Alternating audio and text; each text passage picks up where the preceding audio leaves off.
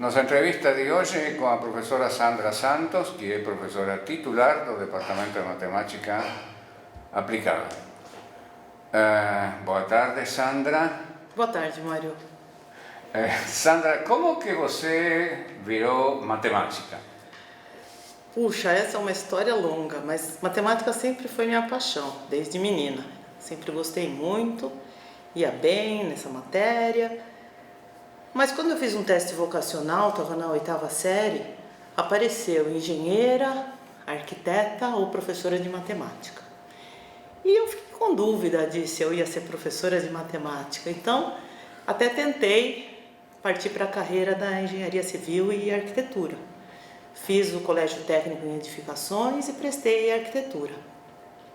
Mas não fui bem sucedida nos vestibulares de arquitetura e acabei voltando para a profissão de matemática. Embora naquele momento eu não soubesse bem o que seria ser professora de matemática. Eu pensei que eu ia trabalhar no ginásio, no colégio, enfim. Mas aí, conforme eu fui estudando, né, fazendo as disciplinas de cálculo numérico, eu fui me apaixonando cada vez mais e tendo certeza que eu queria mesmo trabalhar com matemática aplicada.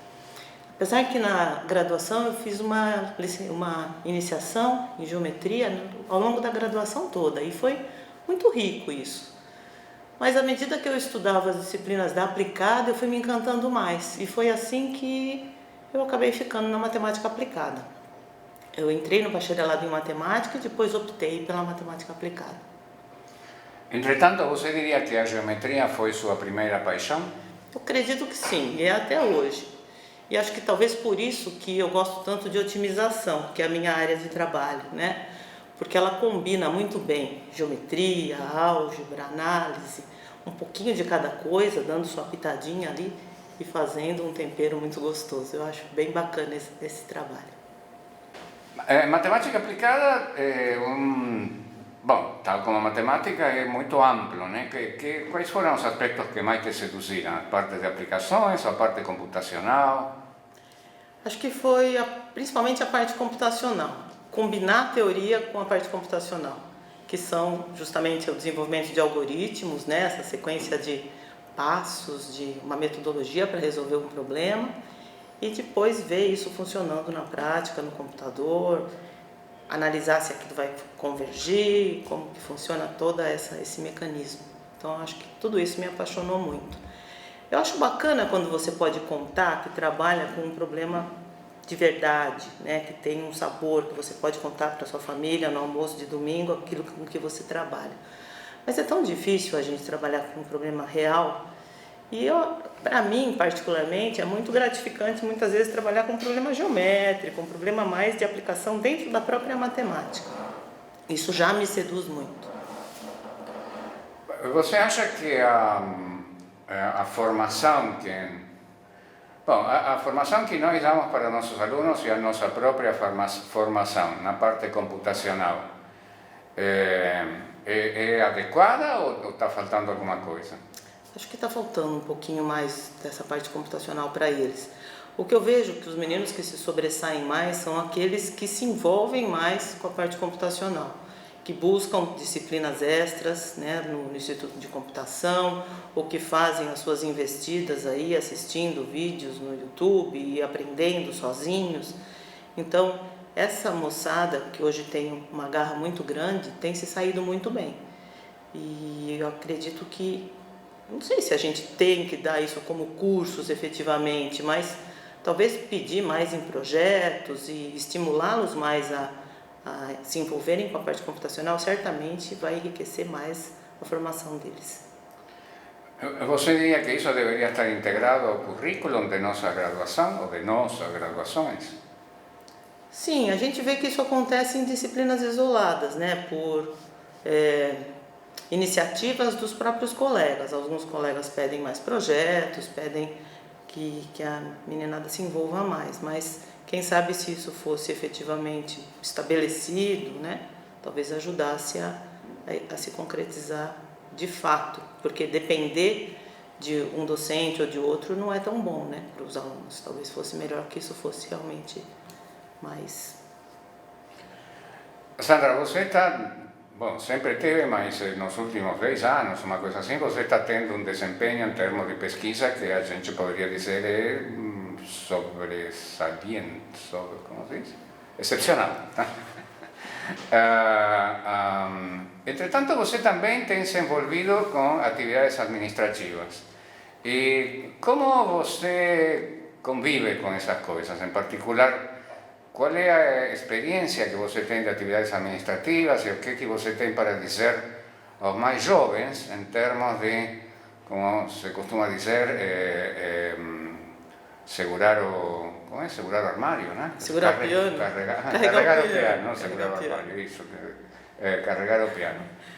À medida que a gente vai avançando na carreira, esses desafios de se envolver na parte mais administrativa, a gente não consegue escapar realmente. E de alguma forma, segurar o piano para aqueles que não têm uma aptidão tão grande administrativa, né? Mas eu vi com bons olhos ter, por exemplo, participado como coordenadora de pós, porque quando você está do lado de lá do balcão, a gente brinca, você vê diferente as demandas, você entende melhor como funciona todo o processo, ou pelo menos aquela parte do processo, né? Dentro da universidade, fora dela, e é capaz de tentar propor alternativas e tentar melhorar. É muito fácil a gente criticar quando a gente está do lado de cá. Então, acho que é muito rico e muito bom que a gente participe. E eu recomendo realmente que os mais jovens comecem a se envolver. Claro que quando você está muito no começo da carreira, tem que dar um bom gás na própria carreira, na orientação dos alunos, nos cursos, enfim. Mas à medida que vai avançando, tem que se revezar essas funções, porque também não é justo que se sobrecarregue. Quem faz aquilo bem vai fazer sempre. Não é justo, né? É bacana que tudo se divida, todo mundo aprende um pouquinho e todo mundo pode contribuir, né? Colaborar e contribuir. Então isso queria dizer que você tem planos de algum dia ser diretora do instituto? Ah, puxa vida, esse é um plano, eu acho que é um plano de vida, né? Não, na realidade não, de ser diretora do Instituto não tenho. Em 50 anos tivemos uma única diretora do Instituto, por enquanto. Pois é. Então pode pensar nisso. Tá bom, vou pensar. Sandra, como é que ultimamente, que se você, acredito que você tem tido muitos estudantes, como é que tem sido esse processo, digamos? Como que, bom, você sempre foi uma pessoa, poderíamos dizer, carismática nesse sentido, ou é uma qualidade que você adquiriu nos últimos anos? Engraçado, eu não me vejo garimpando os estudantes chegam para mim. Então, eu não sei explicar. Isso é carismático. Isso é carismático, mas não é que ele me escolheu porque fez o curso comigo.